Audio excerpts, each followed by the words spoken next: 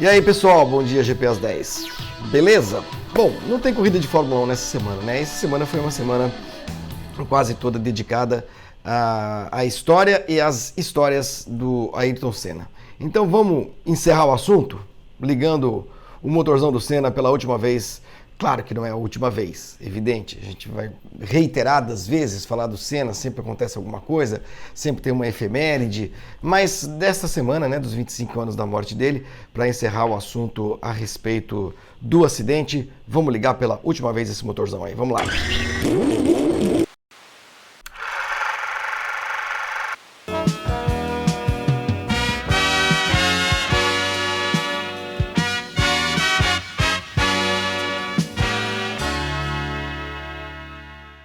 Muito bem, ontem, eu tô gravando hoje, quinta-feira à noite, tá? Então ontem, quarta-feira, dia 1º de maio, eu encerrei o dia com uma live que chama no Instagram. Foi bacana, assim, raramente eu faço essas coisas, vai pro Stories, eu acho. Eu não entendo muito desse negócio. Esse negócio de Stories, pra mim, ainda é um grande mistério, porque o negócio vai pro ar e depois desaparece. Eu fiz por conta das perguntas que fui recebendo ao longo do dia, na quarta-feira, perguntas, dúvidas ainda a respeito daquilo que aconteceu no dia 1º de maio de 1994. Eu percebo que, e é normal que seja assim, as pessoas são muito curiosas por detalhes, né? Detalhes mesmo, minúcias do acidente, do atendimento, da morte em si, do Senna, daquela temporada de 94. Muita gente ainda carrega muitas dúvidas, até os mais novos, especialmente os mais novos, porque não há, gozado como é que é o hábito de leitura hoje, né? Como não há nada muito compilado, digamos assim, na internet, né? O site que conta tudo sobre o Ayrton Senna, ou aquelas coisas, né? 10 perguntas que você nunca viu a resposta sobre o Ayrton Senna. As pessoas hoje estão se acostumando a se informar por esse tipo de publicação, né? Que muitas vezes é caça-clique, a coisa toda. E não vai atrás de textos esparsos, porque dá trabalho. Eu entendo que dê trabalho, coisa de 25 anos atrás. Mas enfim, publicações da época, publicações posteriores e tudo mais. Então, eu vou recomendar um livro, inclusive. Um livro, se vocês quiserem ler uma bela biografia do Senna, escrita pelo Ernesto Rodrigues, um jornalista aqui do Rio de Janeiro. Eu conheci o Ernesto, eu fui entrevistado por ele para fazer o livro e também depois ele coordenou, roteirizou, não sei direito, o especial que a Rede Globo levou ao ar em 2014, né, quando dos 20 anos da morte do Senna. Episódios, acho que no Esporte Espetacular, não lembro direito. Virou também um documentário, mas o documentário é um pouco prejudicado porque ele não tem as imagens de corrida, né, porque os direitos de imagem são muito caros e tudo mais, mas enfim.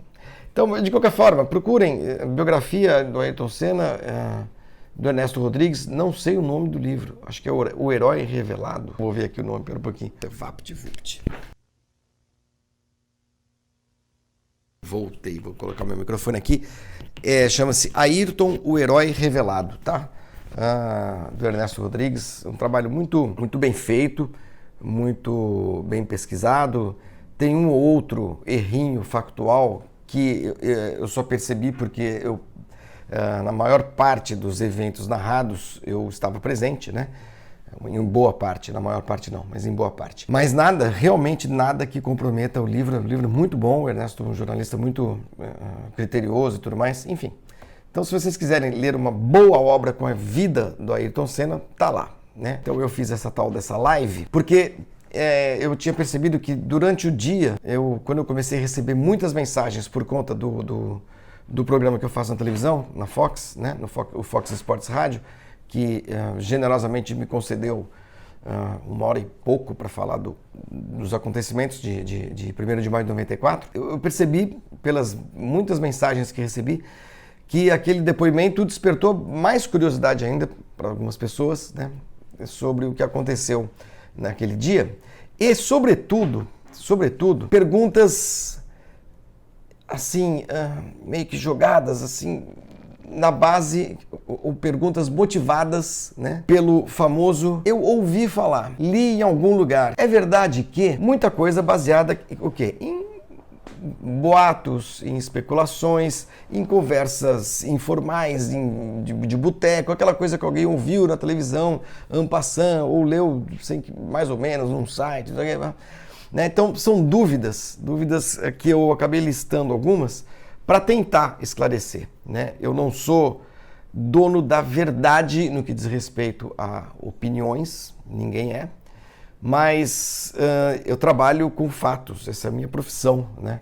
Então o que eu vou dizer para vocês sobre esses assuntos que eu listei aqui são fatos que eu ouvi falar ou alguém me contou que leu não sei aonde, patati patatá.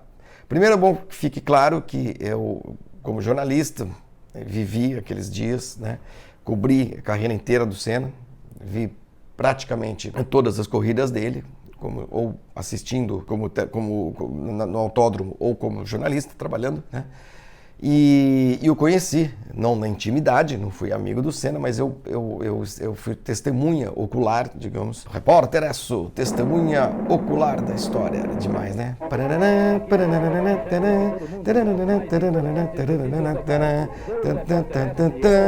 O repórter é sua, a testemunha ocular da história. Vocês sabem do que eu estou falando? Google, Repórter Esso, principal noticiário de rádio e depois de televisão do Brasil, antes de existir o Jornal Nacional. Procurem no Google a última emissão do Repórter Esso, a emoção do locutor quando ele vai ler a última, ia sair do ar, né? A Esso acabou com o seu contrato de patrocínio daquele noticiário, e ele fala com a voz embargada, ele dá a última notícia, informando que ia sair do ar. Putz, é emocionante, pacas. Então, como eu estava dizendo, eu sou testemunha ocular e auditiva, né, de quase todos esses episódios envolvendo o acidente e a temporada de 94 mais. Então, sem mais delongas, eu fiz uma listinha aqui das perguntas mais recorrentes, das dúvidas mais recorrentes, né? E vou responder com fatos, com o que eu sei. Quando eu não souber, eu vou dizer, não, isso eu não sei. Li em tal lugar, ou fulano me disse que, vou procurar sempre dar as fontes, tá bom? Para que vocês tenham uma ideia um pouco mais precisa de tudo o que aconteceu. A primeira pergunta, que é bastante recorrente, diz respeito ao destino que foi dado a dois elementos fundamentais, essenciais na investigação do acidente que levou à morte do Ayrton Senna. O capacete e o carro, o capacete do piloto e o carro da Williams, o FW16. Muito bem. Esses dois objetos ficaram sob custódia da justiça italiana durante muito tempo, cerca de 8 anos, quase 8 anos, foram liberados em 2002, abril de 2002.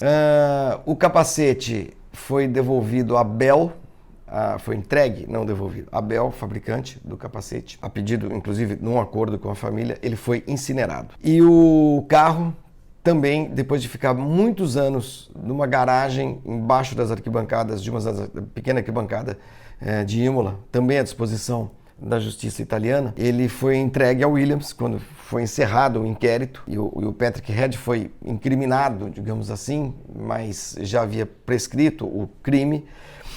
O carro, quando se encerrou, fechou o inquérito, o carro foi devolvido ao Williams, que, segundo o próprio Frank Williams, foi também ele incinerado.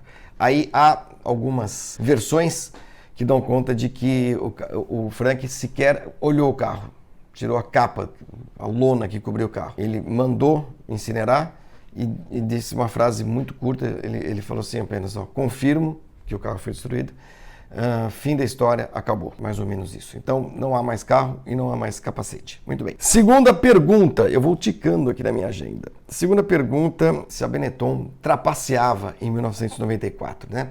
Porque muita gente aponta o dedo para o Schumacher, para o Flávio Briatore como vilões. O Senna estava lutando muito para derrotar o Schumacher, bandidos da Benetton que tinham um carro totalmente irregular. O que eu posso afirmar para vocês, como testemunho ocular da temporada de 94, é que a Benetton tinha coisa errada, sim. Mas a Ferrari também tinha, a McLaren também tinha, a Williams também tinha, e praticamente todo mundo tinha coisa errada. Por quê? Os mecanismos de fiscalização e de julgamento, fiscalização melhor dizendo, né, da FIA, eles não eram dos mais sofisticados. A FIA, em outras palavras, não estava devidamente preparada para fiscalizar determinados aspectos, determinados equipamentos instalados nos carros que pudessem ferir o regulamento. Uma coisa é você medir um carro. O carro precisa ter essa medida, essa largura máxima, essa altura máxima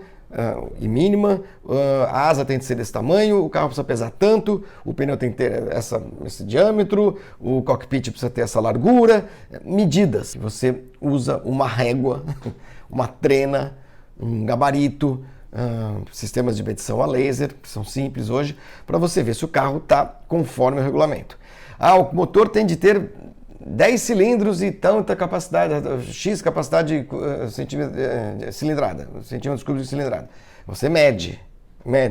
Você vai lá e conta os cilindros, é fácil. O carro precisa passar pelo crash test, ele precisa ter uma resistência X, lateral, de cima para baixo, de frente, etc. Você mede isso, faz o tal do crash test.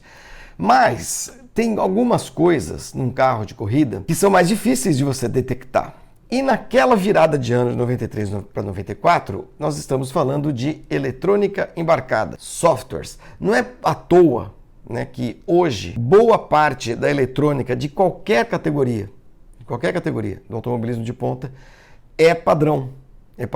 O que a gente chamava de centralina, o coração eletrônico, a central eletrônica dos carros que comandavam injeção, sistemas hidráulicos, câmbio, não sei o que, cada um fazia o seu, cada um comprava de alguém. Né? E como havia uma discrepância muito grande entre equipamentos e muita gente também roubava, instalava coisa que se apagava depois que acabava uma corrida e tudo mais, a FIA determinou nos últimos anos, já tem bastante tempo, que alguns equipamentos são padronizados, valem para todos os carros. Você tem que ter esta central eletrônica fabricada pela McLaren, pronto, está aqui. Esta aqui fabricada pela Williams, ou pela Mercedes, ou pela Ferrari, ou pela Magneti Marelli, ou pela Bosch, ou seja lá o que for. Então hoje há muito equipamento que é padronizado. Mas de 93 para 94 não.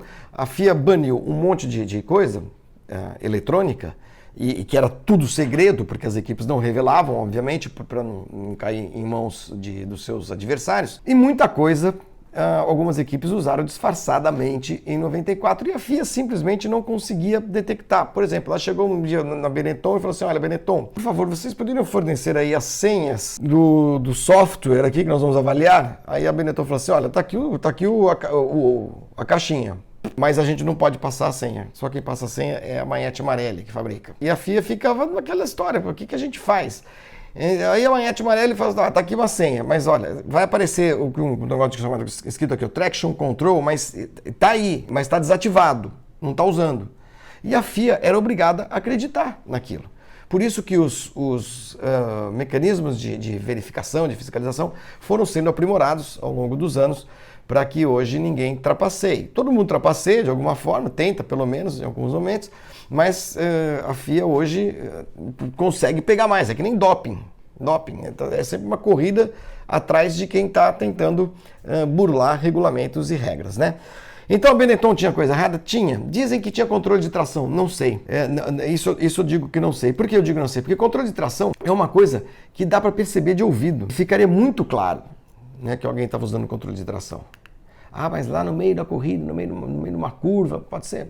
Pode ser que a Ferrari, por exemplo, a Ferrari tinha e estava usando, interpretando, dizia que era uma interpretação do regulamento e tal. E quem confessou foi o Nicola Larini, que assumiu o carro no lugar do Alesi, inclusive na corrida de Imola, e falou assim: puxa vida, esse controle de tração. Quando ele foi testar um outro carro, que ele foi Larini, que tinha uma possibilidade de correr naquele ano, alguma coisa assim, ele pegou o carro e falou assim: mas por que não tem controle de tração, que nem a Ferrari?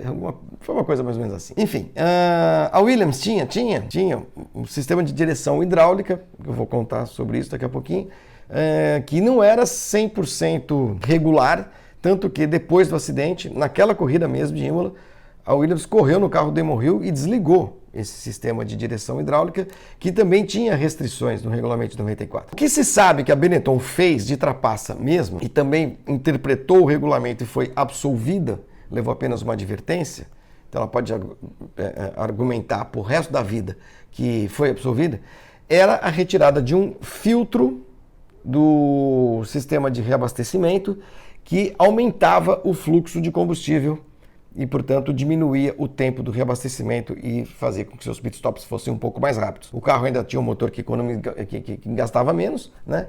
Então os pitstops da Benetton eram muito rápidos e se desconfiou daquilo e tal, mas a Benetton disse que não, estava tudo certo, tal, até o dia que pegou fogo no carro do Verstappen, do pai do Max Verstappen, em Hockenheim, e aí aquela coisa, puta que pariu, que merda é essa? O que vocês têm aí? Porque voava, era uma válvula, era um filtro com uma válvula, e voou gasolina para tudo quanto é lado. Então, e não foi só a Benetton que fez isso naquele campeonato. Equipes lá de trás do grid também fizeram e não foram punidas da mesma forma, tá? Então a Benetton trapaceou, o Flávio Briatore era um bandido, o Flávio Briatore que depois com o Nelsinho mandou o Nelsinho bater para o Alonso ganhar a corrida. O Flávio Briatore, santo não era, óbvio que não era. Um cara oriundo de venda de camiseta da Benetton. Mas, enfim, fez coisa errada, tanto que foi banido da Fórmula 1 por conta de 2008 e é isso que aconteceu, tá bom? Bom, já estou me alongando, vamos lá. Terceira pergunta. Por que teve corrida e por que o Senna foi obrigado a correr? Ele recebeu pressões da Williams, da FIA, da ONU, da Comunidade Europeia, de alguém? Não. Por que teve corrida? Teve corrida porque no sábado havia até a possibilidade de se interditar o autódromo caso fosse constatada a morte do Roland Ratzenberger no local ali e tal. Mas o Ratzenberger oficialmente morreu no hospital 8 minutos depois do acidente. A não ser que todo mundo tenha mentido, mas a morte legal, a morte jurídica, o coração dele parou de bater fora do local do acidente. Portanto, a pista não tinha de ser fechada, interditada. E o mesmo vale para o Senna, né? Ele correu obrigado? Não, ele podia não correr. Aliás, se tinha alguém ali que tinha condições de falar não vou correr, era ele, né? O piloto que estava do alto dos seus 3 campeonatos do mundo. Um cara que foi lá, demonstrou uma preocupação muito grande com o acidente do Ratzenberger, do Rubinho e tudo mais. Um cara na posição dele, naquele momento, o principal piloto da Fórmula 1, porque o Prost tinha parado, o Mansell tinha ido embora e tudo mais. Se tinha alguém ali que podia fazer isso, era ele. Liderar um movimento de pilotos para ninguém correr, era ele. Mas ele não estava em condições boas psicológicas para correr, como ninguém estava, mas foi para a pista e foi correr. E não foi obrigado, gente, não houve pressão nenhuma. Você acha que a Williams iria falar assim, olha, se você não correr, você vai ser mandado embora? Ou a FIA, ou a TV Globo, ou a RAI, ou alguém, ou o Bernie Eccleston? Não havia condição nenhuma ali, naquele cenário, de alguém chegar para algum piloto e obrigar a correr. Isso eu digo com muita convicção, porque estava todo mundo consternado em Imola. E se algum piloto dissesse, não vou correr, não corria e não ia acontecer nada. Então não houve pressão nenhuma, não houve nenhum carrasco com uma cartola e um sobretudo preto que chegou no Senna ou em qualquer piloto com um facão, botou no pescoço, você vai correr. Não aconteceu, tá? Então, é simples, os caras correram porque automobilismo é assim, tá? Bom, sobre o acidente, me perguntaram para mim se é possível que o Senna tenha tido um mal súbito. Não, porque se isso tivesse acontecido, um ataque cardíaco, um desmaio, alguma coisa desse tipo, na autópsia seria possível encontrar algum sinal disso, seria possível chegar a essa conclusão. Então não houve mal súbito nenhum. Foi a coluna de direção que quebrou, foi o pneu que baixou a pressão ou foi o sistema de direção hidráulica que pifou? São 3 versões do acidente. A versão aceita e oficial é de que a coluna de direção, onde havia uma emenda, quebrou e o Senna não conseguiu fazer a curva e bateu. Mas isso não é definitivo, porque há uma hipótese de que a coluna de direção que foi vista quebrada tenha quebrado na batida. Ela tinha uma emenda para aumentar o seu comprimento. O Senna reclamou logo de cara porque o carro era muito apertado, ele gostava de volante grande, ele pediu para trazer o volante mais para perto dele, com isso a Williams foi obrigada a fazer uma extensão da coluna de direção, fez uma secção, emendou, colocou um outro pedaço e botou uma luva em volta, uma emenda que é normal de se fazer em carro de corrida, não sei porque que não fizeram uma coluna de direção maior.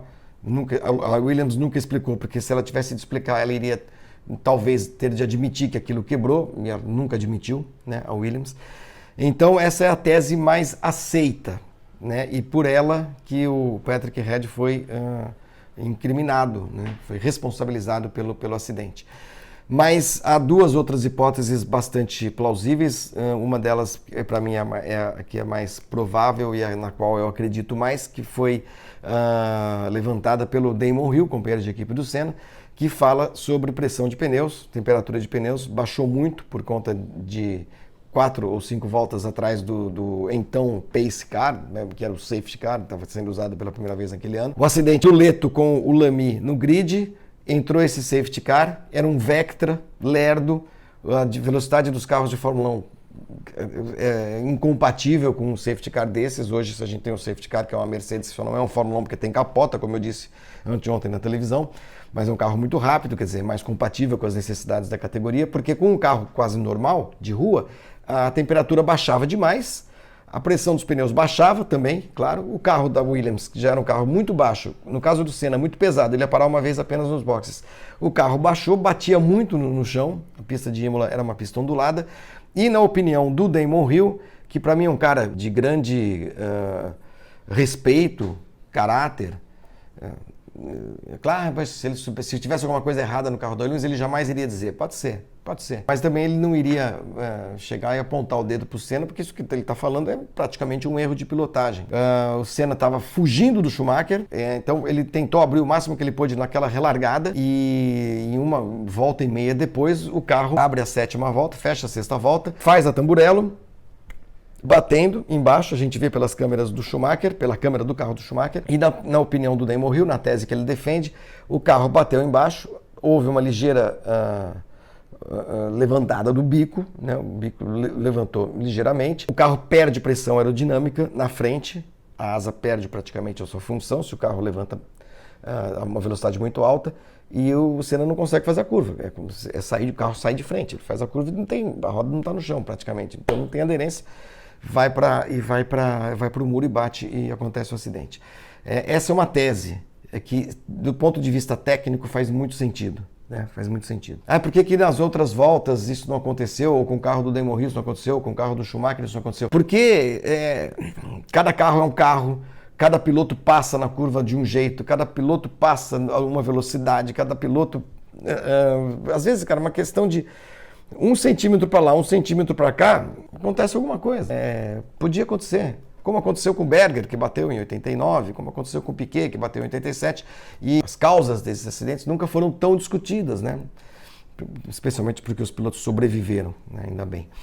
Então, a terceira tese é a tese que me foi exposta pelo Emanuele Pirro em Spa-Francorchamps, naquele ano, 94. Eu estava na Bélgica, em Malmedy, o Pirro fez parte de uma das equipes que foram consultadas para fazer a perícia e tudo mais.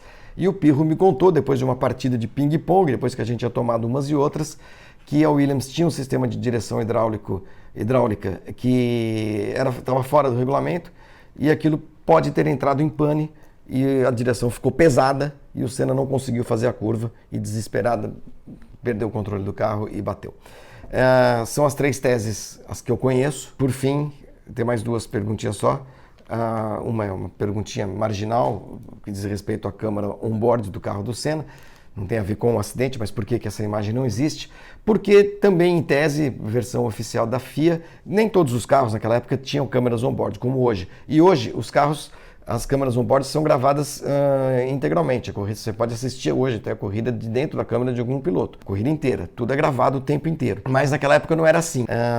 Alguns carros tinham as câmeras, e o que era gravado era o que estava indo para o ar, na mesa de corte de quem estava fazendo a direção de TV. Estou falando isso baseado no que a FIA e a FOM, Formula One Management, quem cuidava das transmissões de Fórmula 1, alegaram na época. Claro, todo mundo no dia perguntou, escuta, cadê a câmera? Pô, tem câmera do Schumacher, tem câmera no carro do Senna, o cara tá lá o carro do Senna, ele é um board, chegando na curva, de repente some, corta, cadê essa imagem, né? A FIA jura que não existe. Eu não sei. Acho que existe. E também acho que se existisse, já teria vindo à tona de alguma forma. Tem coisa que não dá para esconder a vida inteira, né, gente? Acho. Mas aí eu estou agora no campo do achismo. E estou dando aqui a versão oficial. A FIA diz que não há gravação da câmera do Senna da hora da batida. Houve o corte para a câmera do Schumacher que estava atrás. E da câmera do Schumacher a gente vê o carro do Senna apontando e batendo. E a última, que é para eu juro, eu nunca achei que eu ia ter de desmentir isso. Um monte de gente me perguntou isso. Por todas as redes sociais que vocês podem imaginar. Alguns afirmando e dizendo que eu não tenho o direito de omitir o que aconteceu, que é a tese de que um sniper matou o Senna com um tiro na curva. Eu só não vou dizer para vocês procurarem isso na internet para dar risada, mas vocês vão acabar procurando, porque eu acho que não se deve brincar com esse assunto, não se deve dar risada, não se deve tratar com nenhum traço de humor um acidente que matou, um acidente que mate qualquer pessoa, né? Eu acho que não tem graça nenhuma. Mas isso à parte, feita essa ressalva, chega a ser engraçado, chega a ser deprimente. Ver que tem gente que perdeu tempo, gastou energia para elaborar uma tese fantasiosa, grotesca, baseado num clarão que alguém viu da câmera do Senna, na grade, no muro, do lado direito, quando ele está abrindo a volta, que pode ser um reflexo de qualquer coisa, pode ser, né?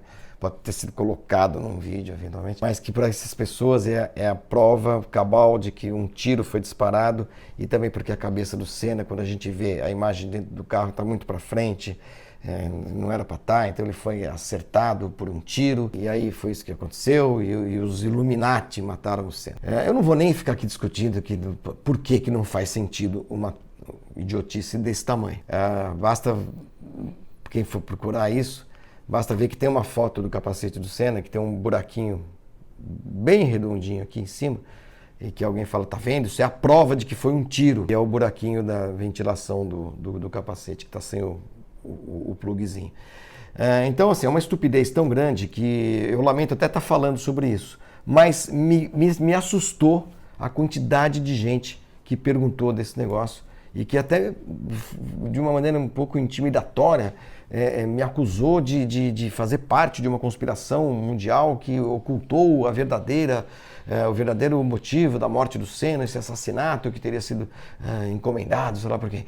Enfim, é uma estupidez monumental, monstruosa, mas eu quero deixar aqui o registro que tem gente que acredita nisso. E aí nós estamos diante do que de pior a internet pode nos oferecer, né? Que é esse tipo de coisa, que não é nem fake news, isso aí puta que pariu, não sei nem que nome dá para isso. Mas por conta dessas coisas, está acontecendo no Brasil hoje o que está acontecendo desde o dia 1º de janeiro. Desde o dia 1º de janeiro, a posse e a eleição do atual presidente é resultado desse tipo de disseminação de mentiras, de falsidades, de imbecilidades, de absurdos, que levou o Brasil a ser um país hoje que tem como política de Estado a ignorância.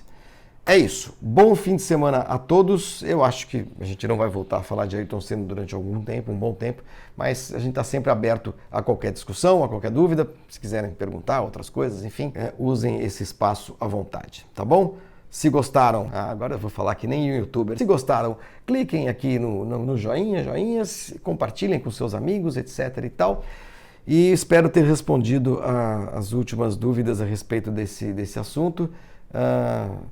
E recomendo novamente para quem tiver tempo nesse final de semana também acompanhar tudo que foi publicado no Grande Prêmio e nos nossos canais, no nosso canal aqui no YouTube também, os vídeos muito interessantes, textos muito bacanas, entrevistas ótimas, tentando abraçar essa história toda na sua integridade, né? Com um jornalismo muito responsável e muito bem feito, tá bom? Bom fim de semana para todos, segunda-feira eu tô de volta. Tchau!